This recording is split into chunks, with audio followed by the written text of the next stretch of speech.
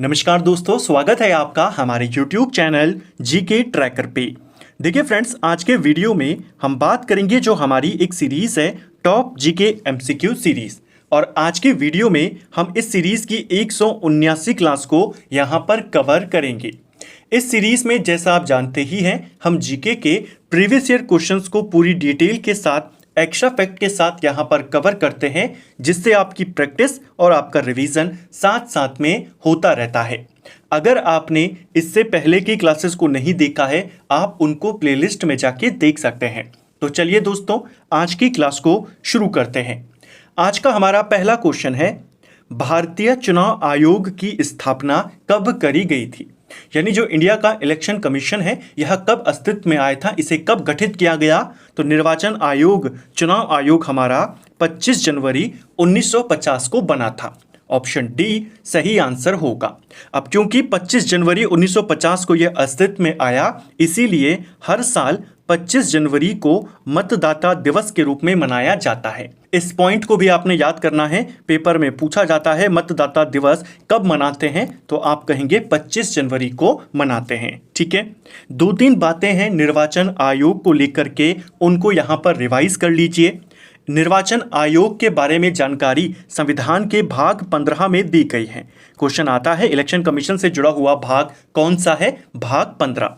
अगर हम आर्टिकल की बात करते हैं तो आर्टिकल 324 से लेकर 329 तक आपके निर्वाचन आयोग से संबंधित हैं। ठीक है, जो निर्वाचन आयोग होता है, इसमें एक होता है चीफ इलेक्शन कमिश्नर यानी मुख्य निर्वाचन आयुक्त, और बाकी होते हैं केवल इलेक्शन कमिश्नर। ठीक है, जो मुख्य निर्वाचन आयुक्त होते हैं, इनका जो कार्यकाल होता है वो 6 साल या 65 वर्ष की उम्र होता है, जबकि जो नॉर्मल इलेक्शन कमिश्नर होते हैं, जो चुनाव आयुक्त होते हैं, उनका कार्यकाल 6 साल या 62 वर्ष की उम्र होता है। ठीक है, शुरुआत में चुनाव आयोग में केवल मुख्य निर्वाचन आयुक्त ही होता था, लेकिन 1989 में पहली बार इसको 3 सदस्यीय आयोग किया गया। फिर 1990 में वापस 1 सदस्य कर दिया गया, और 1993 के बाद से ये लगातार 3 सदस्यीय आयोग यहाँ पर बना हुआ है। ठीक है, इन सारे बिंदुओं को आपने याद करना है। नेक्स्ट है हमारा, निम्नलिखित कथनों पर विचार करें और सही कथन का चयन करें। देखिए, 2 स्टेटमेंट हैं। पहला, भारत के 4 राज्य सिक्किम, पश्चिम बंगाल, असम, अरुणाचल की सीमा भूटान की सीमा को स्पर्श करती है। तो देखिए, भूटान के साथ हमारे कितने राज्य लगते हैं? भूटान के साथ हमारे टोटल 4 राज्य लगते हैं, और इन 4 राज्यों की लगभग 699 किलोमीटर की सीमा हम भूटान के साथ साझा करते हैं। 4 राज्यों के नाम कौन कौन से हैं? तो असम है, अरुणाचल है, पश्चिम बंगाल है और सिक्किम है। पहला वाला कथन आपका सही है।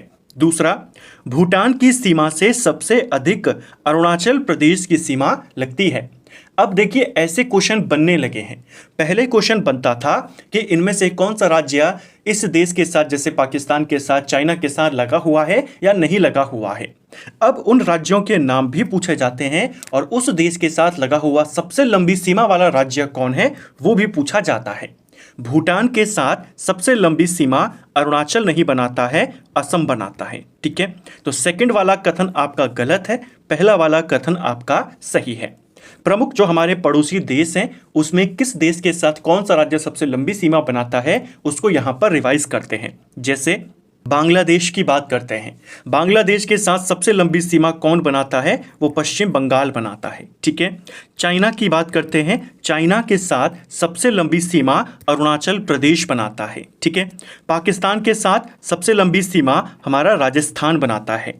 अगर हम नेपाल की बात करें, नेपाल के साथ सबसे लंबी सीमा बिहार बनाता है। ठीक है, म्यांमार की बात करते हैं तो म्यांमार के साथ भी सबसे लंबी सीमा अरुणाचल प्रदेश बनाता है। ठीक है, तो अरुणाचल प्रदेश चाइना और म्यांमार के साथ अपनी सबसे लंबी सीमा साझा करता है। ठीक है, अफगानिस्तान के साथ हमारा एक ही राज्य लगता है, केंद्र शासित प्रदेश लद्दाख। यहां पर क्या हो जाएगा? ये गलत है, केवल फर्स्ट वाला यहां पर सही है। नेक्स्ट है, भारतीय रिजर्व बैंक के कार्य के संबंध में निम्नलिखित कथनों पर विचार कर सही का चयन करें। पहला है, समस्त नोटों व सिक्कों को जारी करने का एकाधिकार इसे प्राप्त है। क्या सभी प्रकार के नोट और सिक्के आरबीआई जारी करता है? ये आपका गलत हो जाएगा, क्योंकि आप जानते हैं 1 रुपए का नोट या 1 रुपए के सिक्के जो होते हैं वित्त मंत्रालय के द्वारा जारी होते हैं, जिस पर वित्त सचिव के हस्ताक्षर होते हैं। ठीक है, तो 1 रुपए के नोट और 1 रुपए के सिक्के आरबीआई के पास नहीं है, वो उनको जारी नहीं करता। तो पहला वाला कथन आपका गलत है। दूसरा, करेंसी नोट जारी करने के लिए वर्तमान में रिजर्व बैंक नोट प्रचलन की न्यूनतम निधि पद्धति को अपनाता है, ये आपका सही हो जाएगा। तो यहां पर आपका सही वाला कौन है? केवल सेकंड वाला। ठीक है, ऑप्शन बी सही आंसर होगा। अगला, वायाकॉम सत्याग्रह के संदर्भ में निम्नलिखित कथनों में से कौन सा कथन सही है? देखिए, वायाकॉम सत्याग्रह की अगर हम बात करते हैं, ये आपके 1924 के करीब हुआ था और यह आपके केरल में हुआ था। ठीक है, इसको लेकर के दो बातें हैं। देखिए, यह त्रावणकोर में शुरू हुआ है, यह आपका बिल्कुल सही है। त्रावणकोर केरल में यह 1924 में हुआ था। यह केरल में नमक कर के खिलाफ हुआ था, यह आपका गलत हो जाएगा। देखिए, वायाकॉम सत्याग्रह को लेकर के कई बार पेपर में सवाल आया है। यह जो सत्याग्रह था, यह नमक कर के खिलाफ नहीं था, यह छुआछूत के खिलाफ था, यानी अस्पृश्यता और जातिगत भेदभाव के खिलाफ यह विद्रोह था। तो ऑप्शन यहां पर जो सेकंड वाला स्टेटमेंट है वो गलत है। आपको सही वाला बताना है, पहला वाला सही है। इस विद्रोह का नेतृत्व, इस सत्याग्रह का नेतृत्व किसने किया था? तो 2-3 इंपॉर्टेंट नेता हैं जिनके नाम पूछे जाते हैं। जैसे एक नेता थे टी.के. माधवन, इनका नाम याद करेंगे।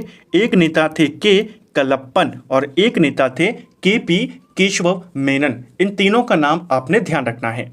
एक और क्वेश्चन इसे ध्यान रखना, इस आंदोलन को महात्मा गांधी ने भी अपना समर्थन दिया था और 1924 में जब यह आंदोलन हुआ, सत्याग्रह हुआ, इसके 1 साल बाद 1925 में गांधी जी ने यहाँ की यात्रा, त्रावणकोर की यात्रा भी करी थी। ठीक है, नेक्स्ट है हमारा, भारतीय संसद द्वारा जैव विविधता अधिनियम कब पारित किया गया था? देखिए, जो जैव विविधता अधिनियम है, इसे दिसंबर 2002 में पारित किया गया। ऑप्शन बी सही आंसर होगा। कुछ इंपॉर्टेंट अधिनियम है पर्यावरण या वन्य जीवों को लेकर के जो पूछे जाते हैं। जैसे आपके पास सवाल आता है वन्य जीव संरक्षण अधिनियम, वो कब आया था? वो 1972 में आया था। प्रोजेक्ट टाइगर कब शुरू किया गया था? 1973 में। प्रोजेक्ट हाथी कब शुरू किया गया था? 1992 में। और जैव विविधता अधिनियम कब आया? दिसंबर 2002 में। राष्ट्रीय ग्रामीण विकास संस्थान कहां पर स्थित है? देखिए, राष्ट्रीय ग्रामीण विकास संस्थान आपके हैदराबाद में स्थित है। ऑप्शन डी सही उत्तर होगा। यह क्वेश्चन उत्तराखंड में भी आ चुका है और विभिन्न एग्जामों में भी आ चुका है। कालक्रम की दृष्टि से निम्नलिखित घटनाओं में कौन सी अंतिम थी? अब अंतिम आपको बतानी है। इस टाइप के प्रश्न भी आपके आने लगे हैं पेपर में। कई बार हमने इस तरह के प्रश्नों को किया है कि इन घटनाओं को कालक्रम के अनुसार लगाइए, जो सबसे पहले घटी उसको बताइए, या जो सबसे अंत में घटी वो आप तभी बता पाएंगे जब आपको इनके बारे में जानकारी होगी, चारों घटनाओं की जानकारी होगी, तो ही आप उत्तर कर पाएंगे। देखिए, होम रूल आंदोलन कब हुआ था? आपके 1916 में हुआ था। मोपला विद्रोह की अगर हम बात करें, यह आपके केरल में हुआ था। यह किस वर्ष में हुआ? यह 1921 में हुआ। जलियांवाला बाग हत्याकांड 1919 में हुआ और मुस्लिम लीग की स्थापना 1906 में हुई। अब आप आसानी से बता देंगे कि सबसे पहले घटी वाली घटना इन चारों में मुस्लिम लीग है। आपको सबसे अंतिम पूछा है तो मोपला विद्रोह इसका आंसर हो जाएगा। ठीक है, ऑप्शन बी। हिमालय की निम्नलिखित किस श्रेणी में अल्पाइन चारागाह पाए जाते हैं? देखिए, जो अल्पाइन चारागाह होते हैं, यानी जो बड़े बड़े घास के मैदान होते हैं, वो हमें हिमालय की किस श्रेणी में देखने को मिलते हैं? ये जो अल्पाइन चारागाह हैं, ये हमें मध्य हिमालय में देखने को मिलते हैं। ऑप्शन बी सही आंसर होगा। मध्य हिमालय को लघु हिमालय भी कहते हैं, इसको आपने ध्यान रखना है। ठीक है, जैसे मान लीजिए ये आपका मध्य हिमालय है। मध्य हिमालय के ऊपर आपका वृहद हिमालय होता है और मध्य हिमालय के नीचे आपका बाही हिमालय होता है। इन दोनों के बीच में, वृहद और मध्य हिमालय के बीच में कौन सी रेखा होती है? इसके बीच में होती है मेन सेंट्रल थ्रस्ट। और मध्य हिमालय और बाही हिमालय के बीच में कौन सी रेखा होती है? Main boundary fault. तो क्वेश्चन ऐसा भी बनता है कि मध्य हिमालय किन दो रेखाओं के बीच में स्थित है? तो एमसीटी और एमबीएफ के बीच में। और ये वाला क्वेश्चन भी बना है कि वृद्ध हिमालय और मध्य हिमालय के बीच में कौन सी रेखा है और इन दोनों के बीच में कौन सी रेखा है। ठीक है, जो ये वृद्ध हिमालय है और ये हमारा मध्य हिमालय, इन्हीं के बीच में मध्य हिमालय के क्षेत्र में हमें ये घास के मैदान देखने को मिलते हैं। निम्न में से कौन सी नदी मैकॉल पठार से नहीं आती है। देखिए, मैकॉल पठार की अगर हम बात करते हैं, छत्तीसगढ़ मध्य प्रदेश में इसका पूरा विस्तार है और इस मैकॉल पठार की जो सर्वोच्च चोटी है उसे कहते हैं अमरकंटक। अब आपको पता है कि अमरकंटक की पहाड़ियों से कौन कौन सी नदियां निकलती हैं। इसने पेपर में मैकॉल पठार का नाम दिया, अमरकंटक नहीं दिया, तो आपको पता होना चाहिए अमरकंटक की पहाड़ी मैकॉल पठार का ही हिस्सा है। ठीक है, इनमें से कौन सी नदियां हैं जो मैकॉल पठार यानी अमरकंटक की पहाड़ियों से निकलती है, चलिए देखते हैं।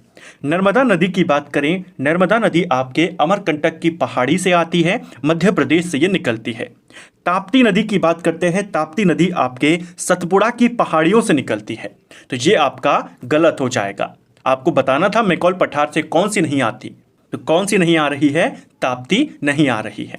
सोन नदी की बात करें, सोन नदी आपके अमरकंटक की पहाड़ी से निकलती है, जबकि महानदी भी अमरकंटक की पहाड़ी से निकलती है। ठीक है, राष्ट्रपति द्वारा अध्यादेश जारी किए जाने के संबंधित कथनों में असत्य कथन कौन सा है। तो अध्यादेश को लेकर के 3 स्टेटमेंट यहां पर दिए हैं, चलिए देखते हैं कौन सा वाला यहां पर सही है।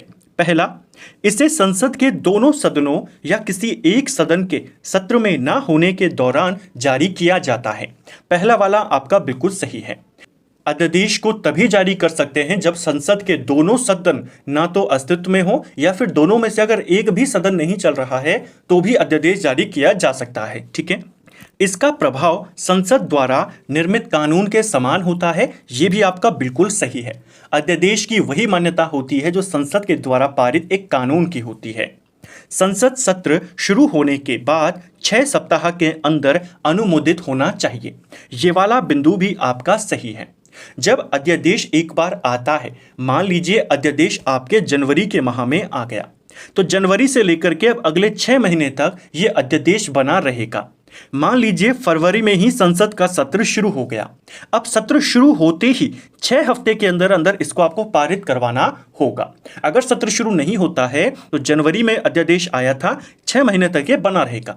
अध्यादेश की अधिकतम अवधि कितनी होती है, 6 महीना, लेकिन एक बार संसद का सत्र शुरू हो जाए उसके 6 हफ्ते के अंदर अंदर इसे पारित करवाना होगा। अब 6 महीना आपको वेट नहीं करना है। ठीक है, तो तीसरा वाला कथन भी सही है, इनमें से कोई भी कथन गलत नहीं है।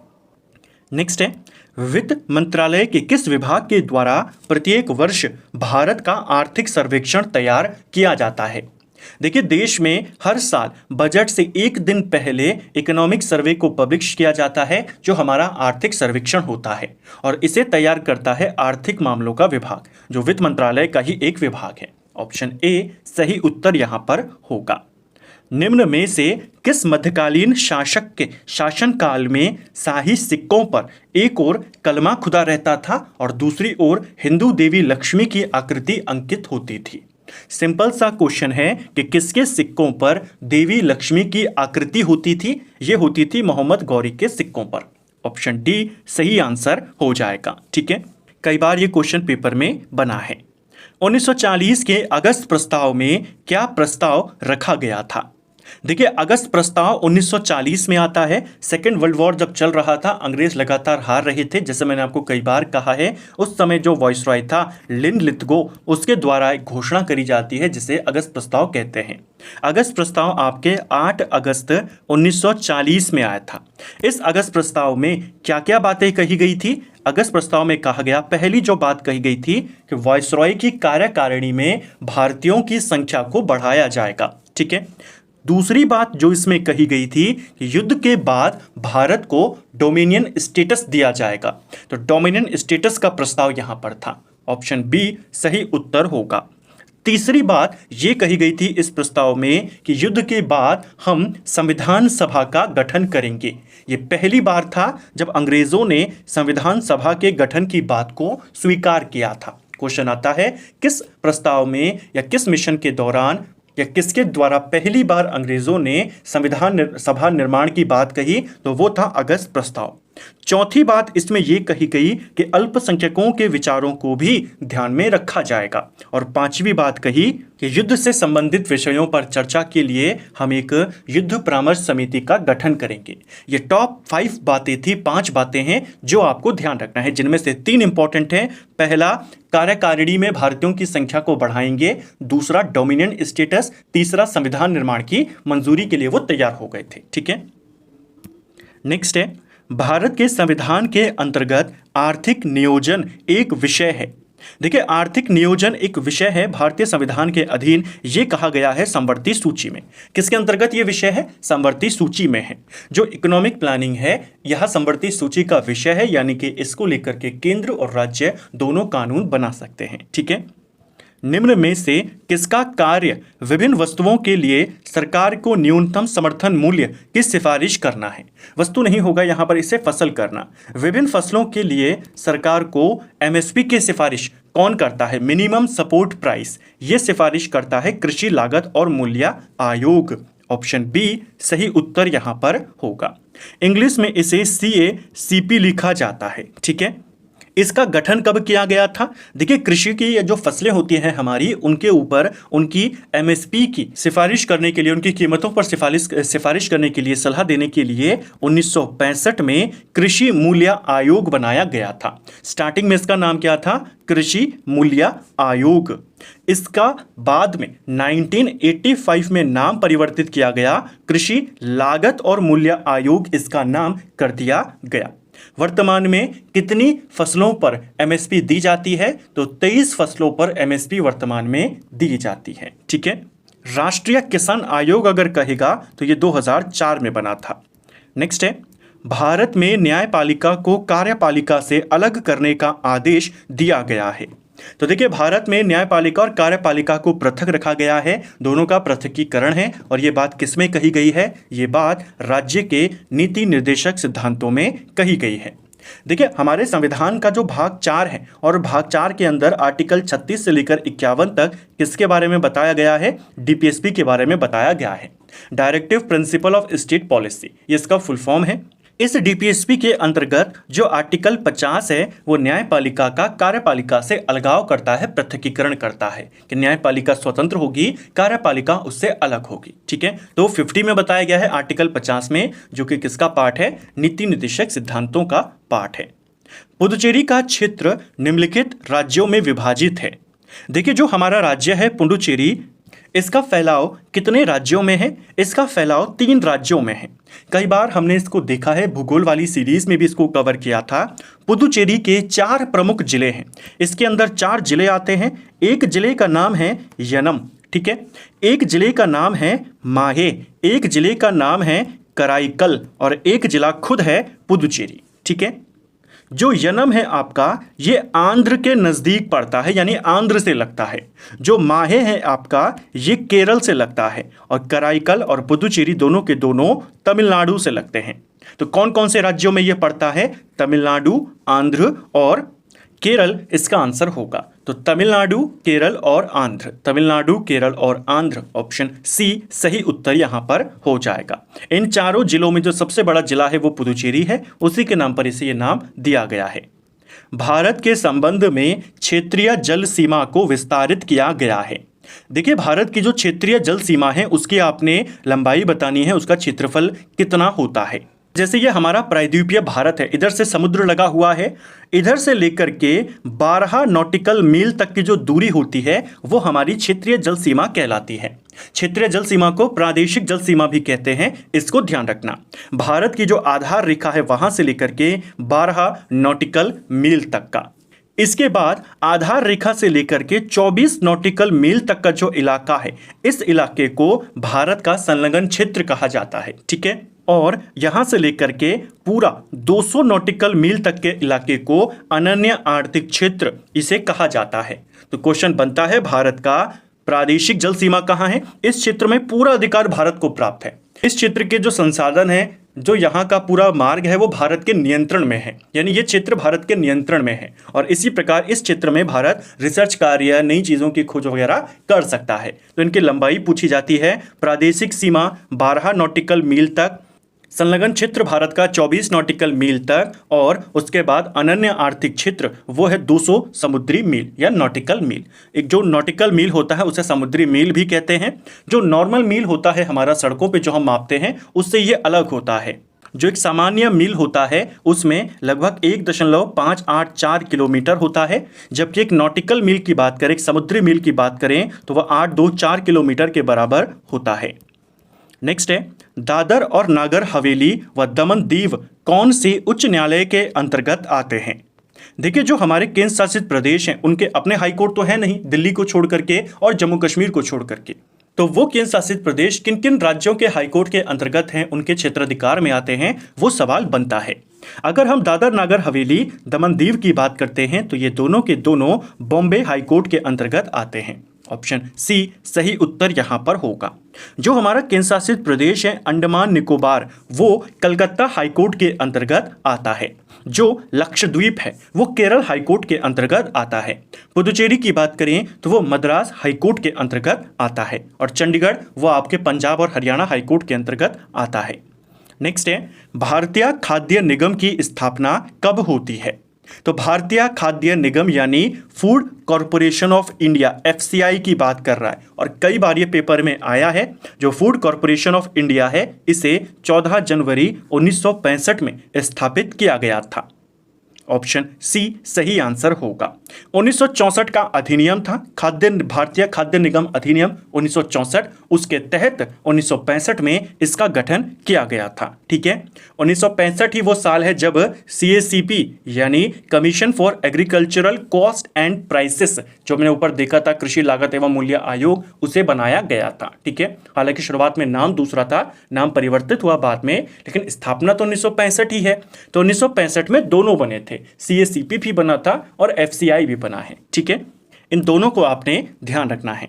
तो फ्रेंड्स, ये था हमारा आज का वीडियो जिसमें हमने जीके के 20 इंपॉर्टेंट प्रश्नों को यहाँ पर कवर किया, अतिरिक्त तथ्यों के साथ, एक्स्ट्रा फैक्ट के साथ इनको यहाँ पर कवर करने का प्रयास किया। उम्मीद करता हूँ आपको आज का वीडियो पसंद आया होगा। अगर आपको ये वीडियो पसंद आया है तो वीडियो को लाइक करें, चैनल पर नए हैं तो सब्सक्राइब करें, अपने दोस्तों के साथ शेयर करें। वीडियो आपको कैसा लगा कमेंट बॉक्स में हमें ज़रूर बताएं। Thank you friends.